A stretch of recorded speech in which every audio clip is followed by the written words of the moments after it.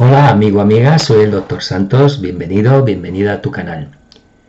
¿Son reales las cifras de infectados que nos aporta cada día los respectivos gobiernos? ¿Están por encima o por debajo?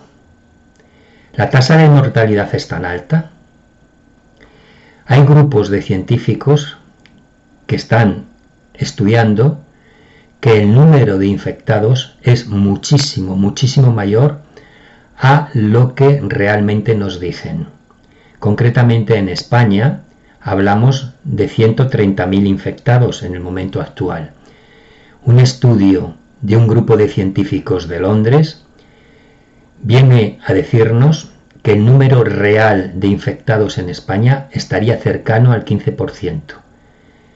7 millones de personas estarían o habrían estado infectadas en el momento actual en España. 7 millones de personas.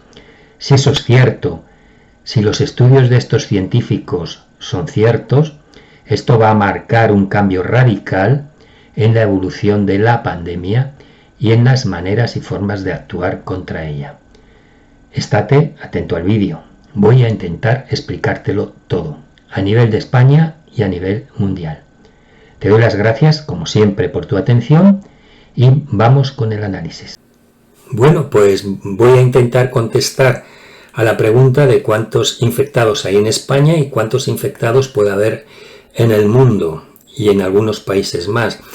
Para saber el número de infectados que tenemos, nos vamos a fijar en las gráficas que estos días os estoy mostrando, sobre todo en este mapa de la Johns Hopkins University, donde nos muestra el número de personas infectadas a nivel mundial, que serían 1.289.380. Concretamente en España estaríamos por 135.032 personas infectadas, Italia 128.948, Estados Unidos 337.971, Francia 93.780, etc. En total, los países que estarían infectados a nivel mundial serían 183, que podemos ver reflejados de color rojo en este mapa que recoge los dos hemisferios.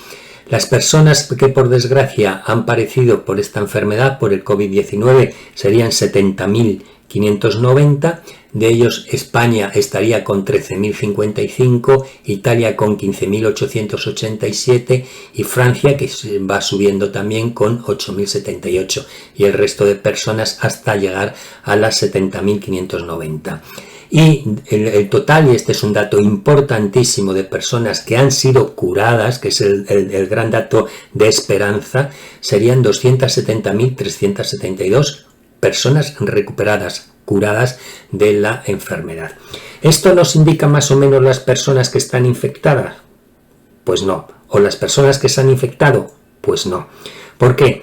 Porque sabemos que hay muchas personas que pueden haber pasado la enfermedad incluso de manera asintomática, a las que no se le ha realizado absolutamente ninguna prueba, no se le ha realizado el PCR, y por lo tanto estas personas han pasado la enfermedad y no están recogidas en ninguna estadística. Superarían con creces a este 1.289.380 personas que están reflejadas aquí, y en el caso de España superarían muchísimo a las 135.032 personas que están infectadas. Para poder saber exactamente las personas que están infectadas, me voy a basar en una serie de estudios que han realizado una serie de científicos del Imperial College de Londres. Estos estudios, estos científicos empezaron sus estudios porque veían que había una gran diferencia entre la tasa de mortalidad entre Alemania y la tasa de mortalidad en España, y entonces no sabían exactamente a qué se debía. Y en realidad pocos científicos y pocas personas, por no decir ninguna, pueden explicar de una forma clara el por qué existe esta diferencia en la tasa de mortalidad tanto en Alemania como en España. Hay muchas hipótesis, hay muchas teorías que podrían justificar esta diferencia, y no voy a entrar en ellas ahora. El grupo de científicos cogió una hipótesis, y la hipótesis era que los casos que se contabilizaban de COVID-19 en Alemania estaban mucho más cerca del número de contagios reales. Se contabilizaban casos muy cercanos a los que de verdad estaban contagiados. Y eso les daba, como eran bastantes los contagiados, les daba una tasa de mortalidad baja. Mientras que en España el número de enfermos son aquellos a los que se le ha hecho la prueba. Y de ahí se sacan los fallecidos. Entonces, esa tasa de mortalidad, como hay muchísimos más enfermos a los que no se le ha hecho la prueba, es muchísimo más alta. De una manera bastante alarmante, por encima del 7%.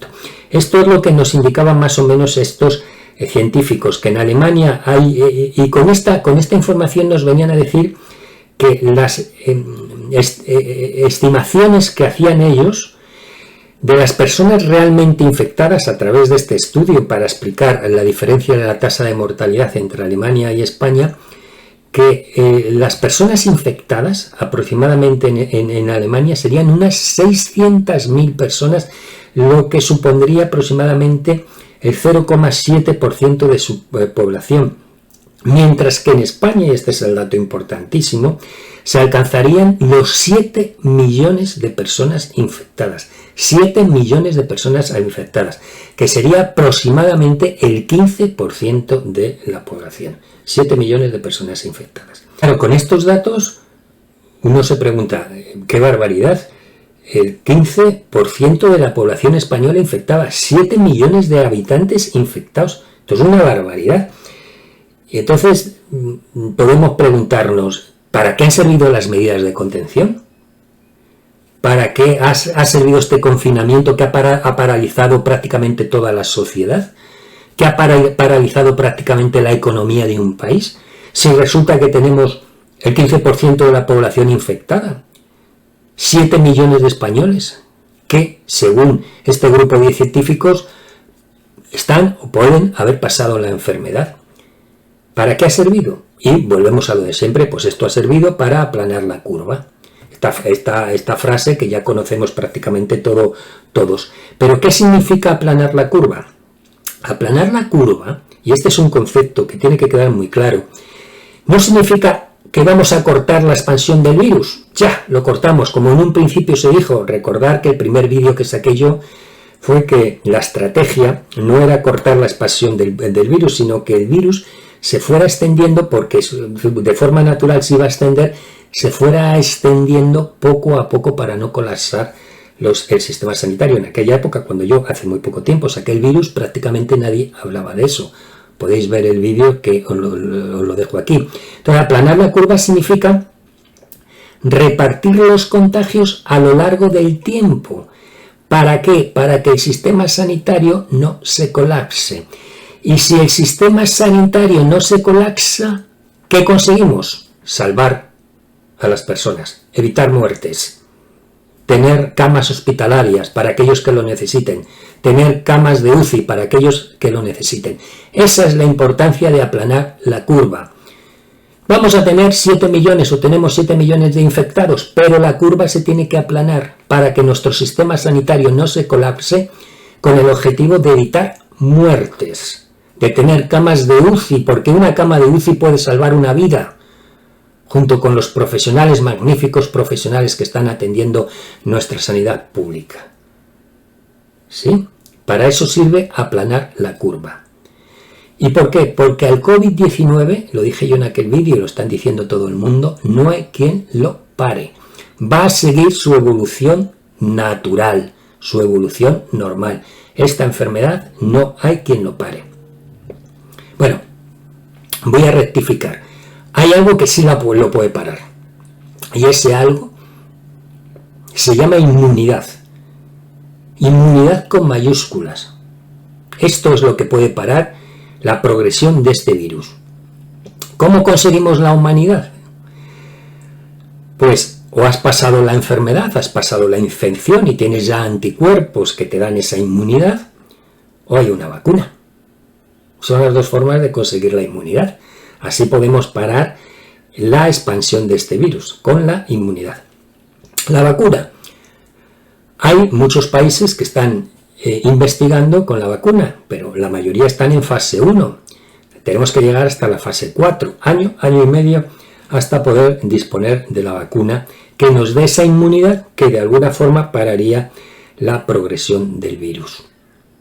Por lo tanto, digamos que dado que la vacuna va a tardar, es lejana, lo único en lo que ahora puede confiarse a plazo más corto es en que tengamos inmunidad de grupo, en lo que se ha llamado la inmunidad del rebaño, es decir, que la infección quede contenida cuando se haya contagiado una proporción suficiente de la población, que de esta manera va a extinguir la mayoría de las cadenas de contagio. Extingue la mayoría de las cadenas de contagio, lo que hace es que estamos reduciendo la tasa de reproducción, el R0 famoso.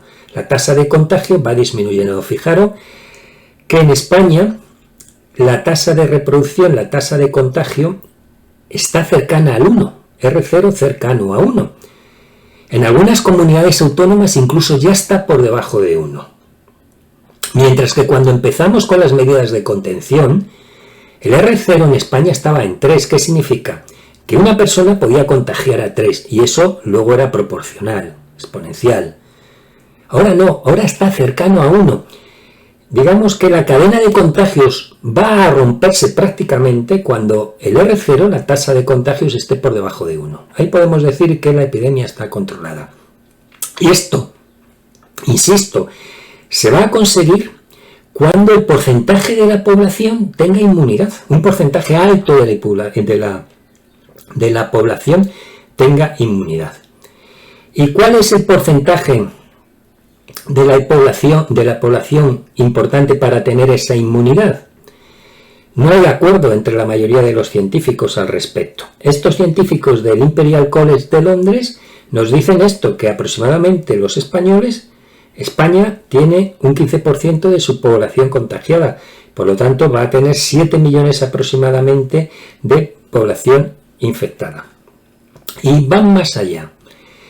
Van más allá. Fijaros en aquella gráfica que os he puesto yo otras veces de Oxford, que voy a poner aquí el caso de España concretamente, que si no se tomaba ninguna medida de contención, que sería este caso, aproximadamente se iban a infectar entre 30 millones y 80 millones de personas hasta noviembre aproximadamente del 2021.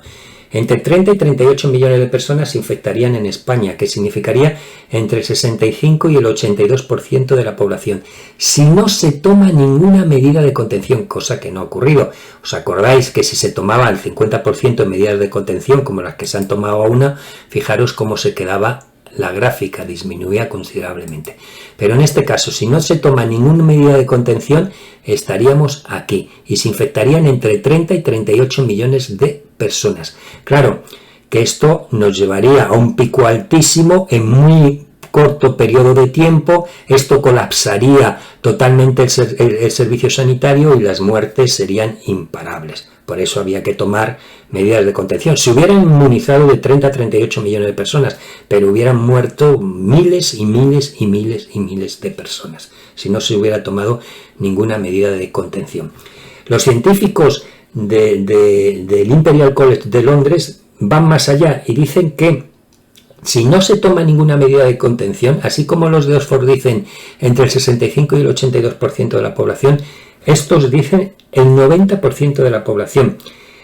El 90% de la población sin medidas de contención de ningún tipo, si lo llevamos a nivel mundial, significaría 7.000 millones de personas.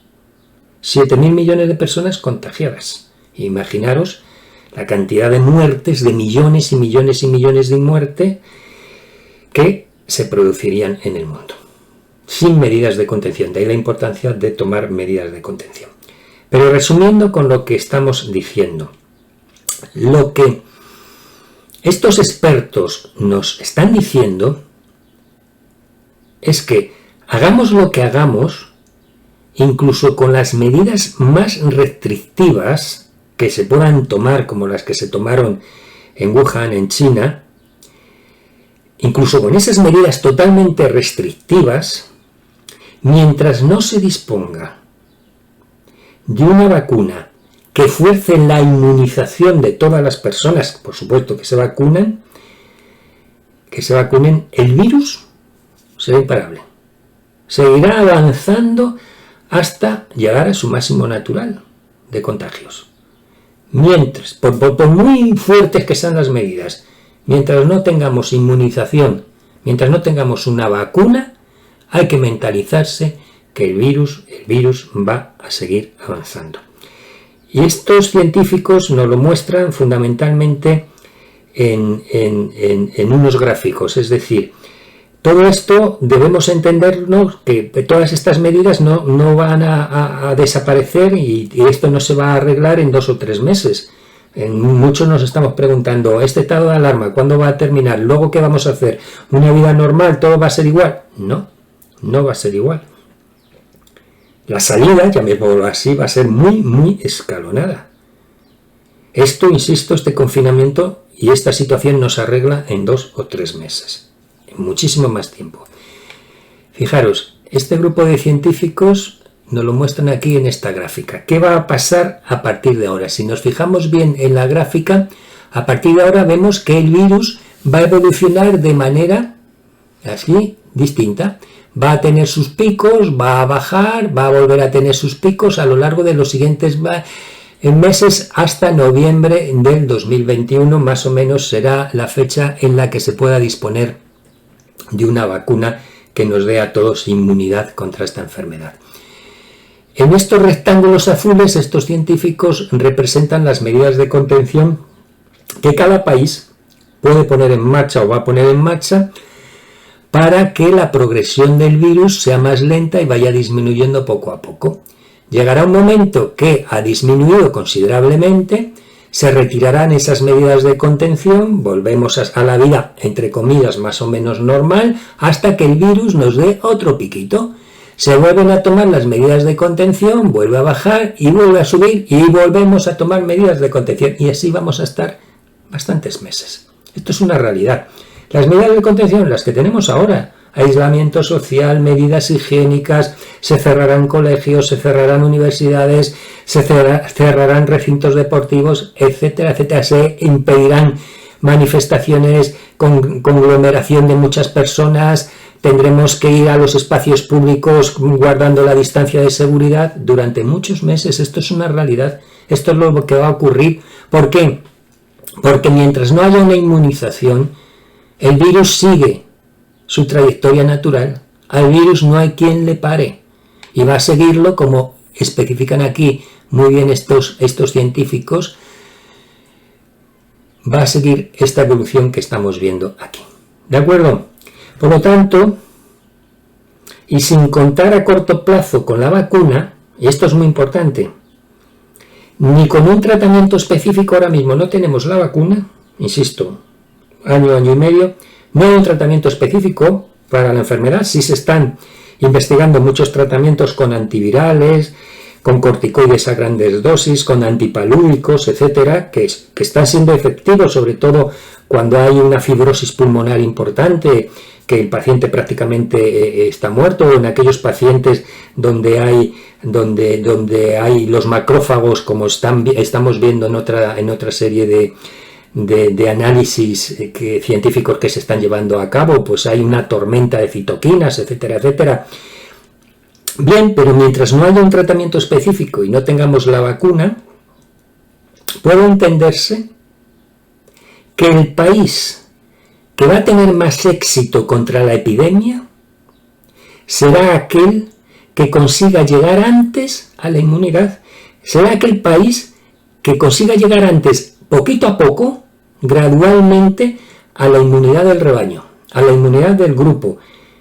Importante, aquel que llegue antes a la inmunidad del grupo sin que su sistema sanitario colapse. Porque si su sistema sanitario colapsa, porque insisto en la gráfica que os puse antes, si llegamos a la inmunidad del grupo sin haber tomado esta gráfica, sin haber tomado ninguna medida, sí, parte de la población se va a inmunizar rápidamente, o la gran mayoría de la población, pero adiós a nuestro sistema sanitario, y eso va a originar el caos más absoluto. Por lo tanto, sin llegar a eso, indudablemente, estaríamos aquí. Es decir, aquel país que antes se inmunice de forma muy gradual, consiga la inmunidad grupal de una forma muy gradual sin que su sistema sanitario se colapse, se sature, va a ser el país que va a estar en las mejores condiciones para reducir la pandemia prácticamente. Ese país, el que llegue cuanto antes a la inmunidad del grupo sin que, y lo repito otra vez, su sistema sanitario se colapse.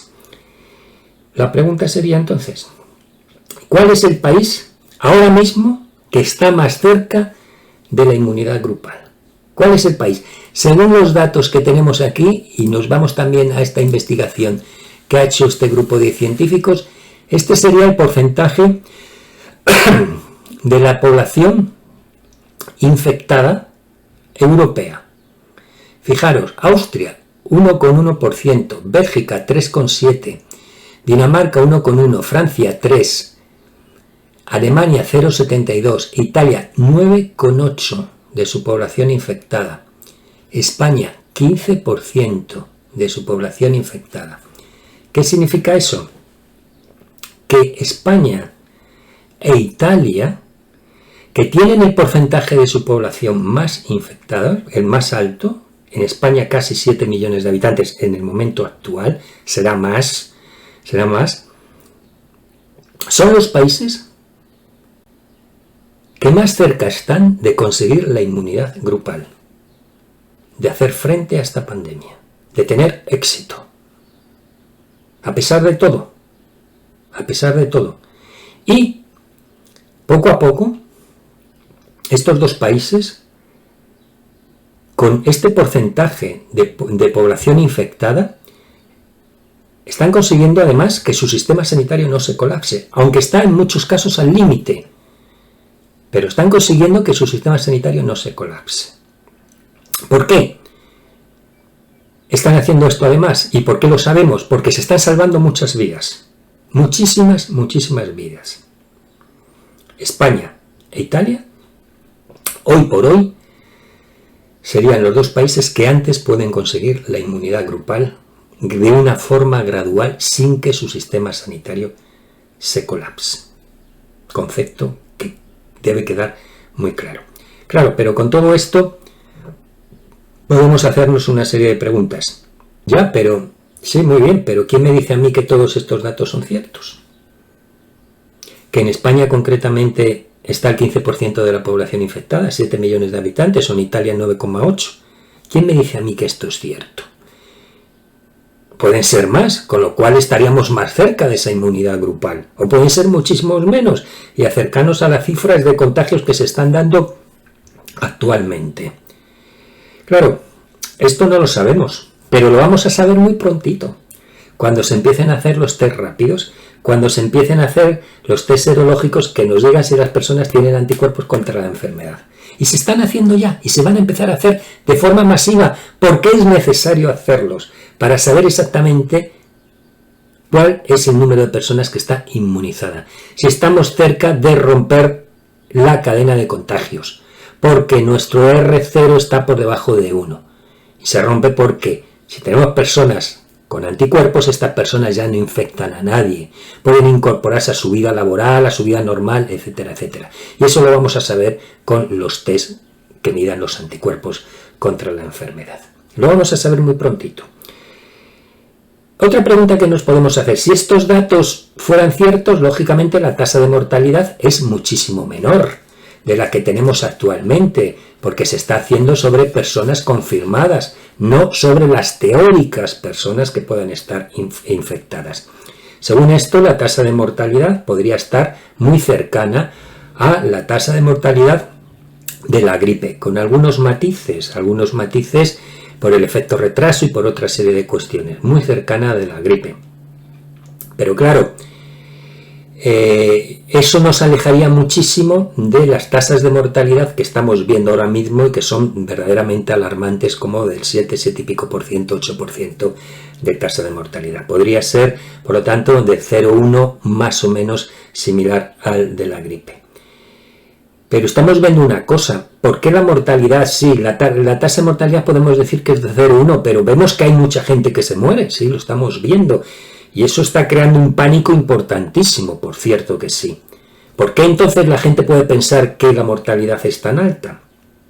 Porque es una mortalidad que se está produciendo de forma explosiva. La expansión de esta mortalidad es explosiva. Es explosiva y esta mortalidad se está concentrando en un periodo, en un plazo muy corto, en un mes y medio. La pandemia se está mostrando de forma explosiva, la mortalidad explosiva, en un periodo de tiempo cortísimo, mes y medio. La gripe mata, el año pasado concretamente en España, entre 6.000 y 7.000 personas, pero no en un periodo en un plazo corto, sino en un plazo de entre 3 y 5 meses, no de un mes y medio. Imaginemos que la gripe matara a las mismas personas, que mata cada año aproximadamente, en lugar de 3-5 meses, en un mes y medio. Ocurriría lo mismo que está ocurriendo ahora con esta enfermedad. Aparte que saturaría los servicios sanitarios. Sabemos que por otoño e invierno los servicios sanitarios empiezan a colapsarse, no como ahora por supuesto, empiezan a tener mucho más volumen de gente, de personas, por el tema de la gripe. Y también con una diferencia, tenemos una mortalidad de la gripe del 0,1 más o menos %, pero hay una vacuna. Y en este caso no tenemos ni vacuna ni tratamiento.